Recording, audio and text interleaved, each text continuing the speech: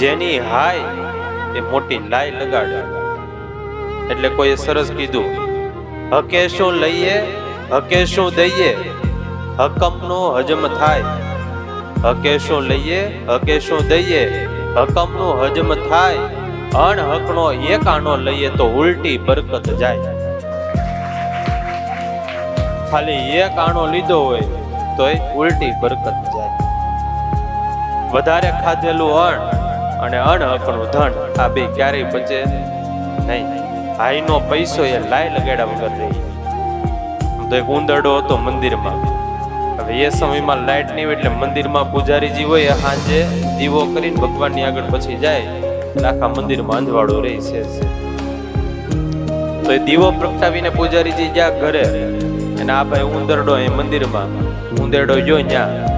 હવે દીવો જળતો હોય એટલે એમાંથી ઘીની સુગંધ આવતી. લાવડી ઓલું રૂની વાઈટ હોય વાઈટ લેવા માટે ગયો ઉંદરડો. બીજી તો કઈ ખબર નહીં પણ બીજો છેડો હતો વાઈટનો એ મોઢામાં પેકડો અને લઈને દરમાં આવ્યો. હવે દરમાં તો પહેલેથી શિયાળો આવતો છે તે ગાભા અને રૂ ને બધું ઘેરી રાખ્યું તો હમાઈને જેવો લઈને આવ્યો આખું ઘર હેડગોળ ન્યાન્યા અગ્નિ સંસ્કાર થઈ ગયો ઉંદરડા.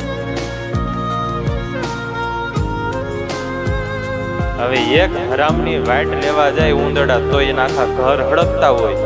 તો જે માણસ હરામનું લેતા હોય હરામનું ખાતા હોય એનો શું થાય તમારે વિચારી. ત્યારે આ સૃષ્ટિનો એક પાકો નિયમ છે, અણહકનું ક્યારેય સુખ આપે જ નહીં.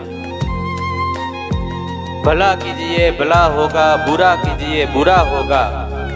ભલા કીજીએ ભલા હોગા, बुरा कीजिए बुरा होगा. कोई देखे ना देखे खुदा तो देखता ही होगा. કોઈ જોવે કે ન જોવે પણ ભગવાન તો બધાને જોતો જ હશે.